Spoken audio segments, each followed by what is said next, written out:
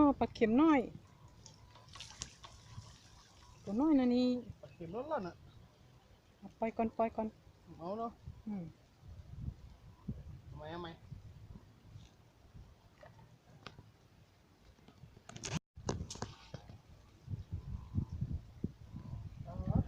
พ่อปลาเข็มน้อย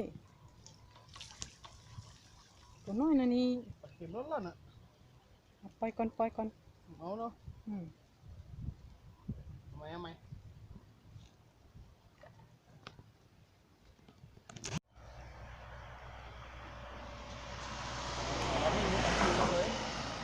ปลาอย่าง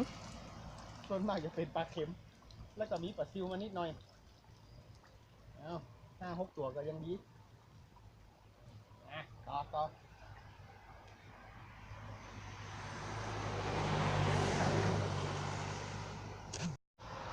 โอ้ก็ไม่เขาอ่ะอีกาจงเอียงนี่แหละ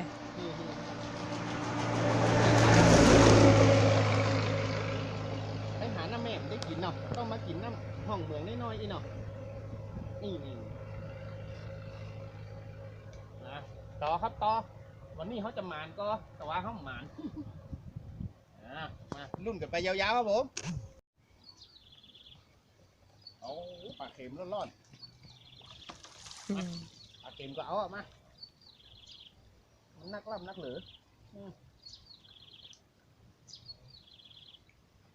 เป็นปลากินได้หมดดิปลาเข็มทอดกรอบอร่อยนะ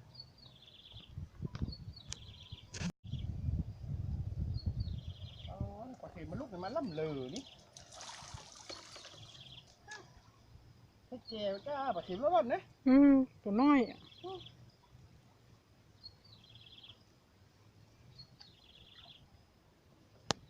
เอาไปยังไงกา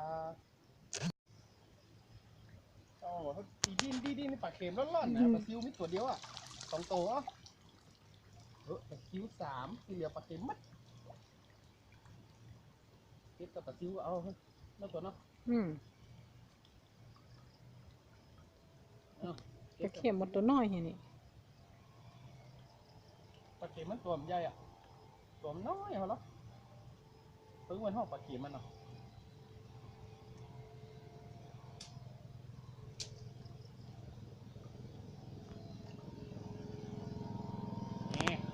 รุ่นกันไปยาวๆครับผมโอ้โหกำนี้ปลาเข็มลั่นเก็บมดบอกตัวน้อยแต่แยกเก็บมดบอกกันเนี่ยเบาเลย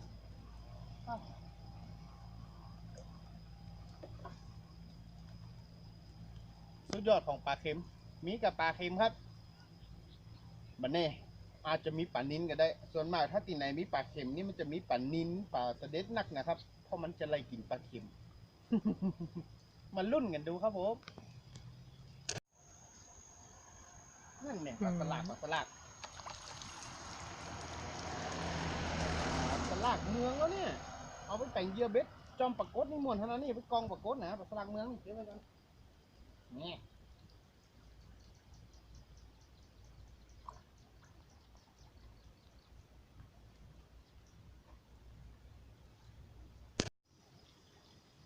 นั่นเนี่ยรอบนี้เป็นรอบปลาขาวเฮ้ยขาวน้อยเนาะได้ตักอยู่แล้ว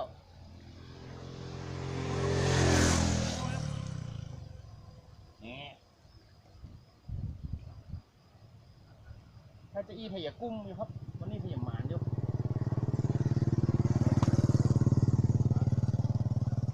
ปลาขาวน้อยกะอ๋อปลาขาวตัวงามๆทั้งนั้นเลยปลาขาวปลา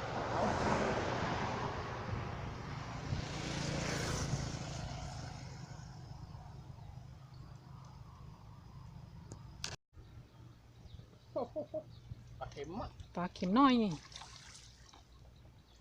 สายขวางเอาไปเป็นได้บ้างสบายเลย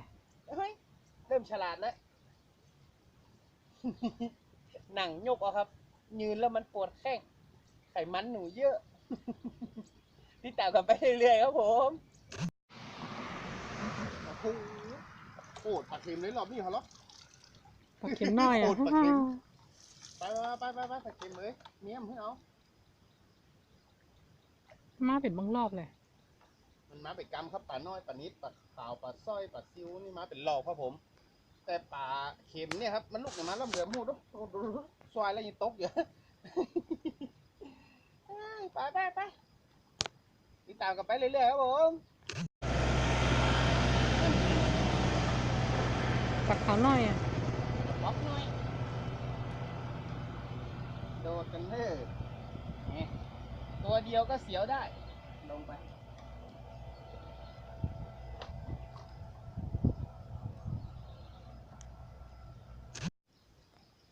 โอ้โหปลาเค็มเฮ้ยปลาเค็มอย่างมาทำนี่ลำเลยเนี่ยเปลี่ยนปลาอื่นเข้ามาพ่อกับเค็มเฮ้ย ปลาเค็มน้อยทั้งนั้นเลย ถ้าตัวมันนิ้วจี้นิ้วก้อยนี่ผมว่านะยะ ติดตามกันไปเรื่อยๆครับผมโอ้โห เหมือนเดิม ฝูงปลาเค็มเหมือนเดิมกัดมาตัวเอาเก็บปลากัดก่อน2 ตัวให้ปลากัดใส่อย่าเป็นปู้กับแม่ไอ้ยันเป็นบัดใดก่อชีวิตคนบ้านนอกคนบอกว่าปลากัดนิ่มเพื่อเอาใส่เบ็ดอย่า ตากมันหวานจ้ะ ติดตามกันไปเรื่อยๆครับผม อืมออกไปให้แล้ว แล้วก็เหลือกับปลาเข็มปลาอย่างนี้ตัวตีโดเป็นแก ปลาขาวก็ยี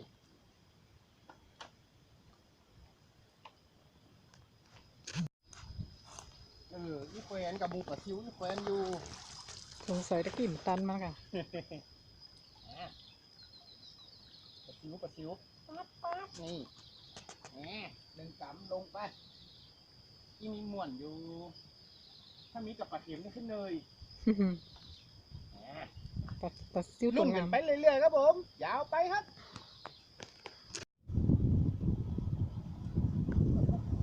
มีปลาสลัดตัวสีเหลืองปลาเข็มล้นๆโคตรปลาเข็มลูกออกมาแล้วเลยว่ะ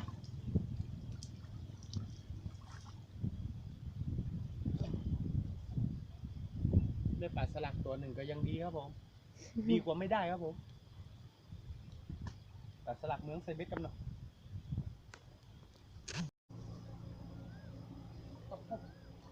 มีปลากัดตัวเดียวติดเหลือปลาเข็มแล้วล่อน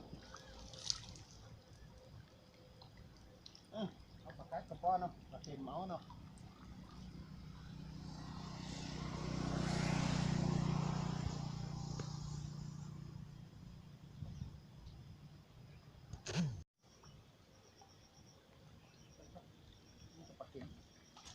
เอาไปไอ้เข็มติดตามกันรอบต่อไปเลยครับซิวตัวเดียวสีเหลืองปลาเข็มเดี๋ยวเขาจะย้ายโมงไปตีบอซ้ายนะครับไปห้องซ้ายครับไปห้องซ้ายมันจะบอซ้าย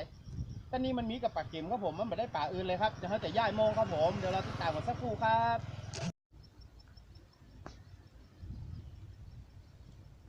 ตัวเดียวก็ยังดีครับประเดิมหมายใหม่ครับยกกำแรกได้มา1 ตัวครับผม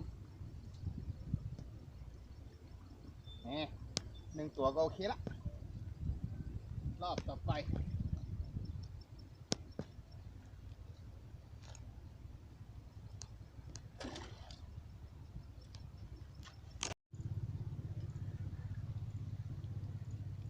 ได้เห็น1 ตัวได้รอบละตัวเอาเตียวบอกเนาะเอาเตียวโต๊ะลงไปลุมมันเนาะ หมดเลย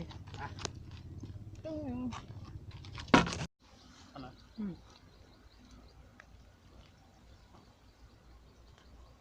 ปลากระจก2 ตัว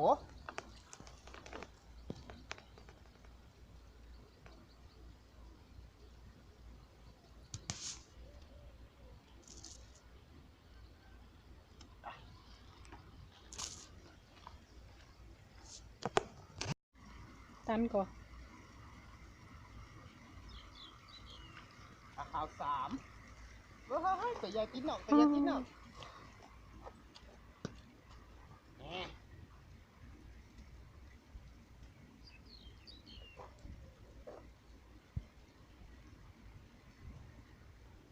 ติดนอกจะหลายตัวแล้วนั่นน่ะ 2 ตัว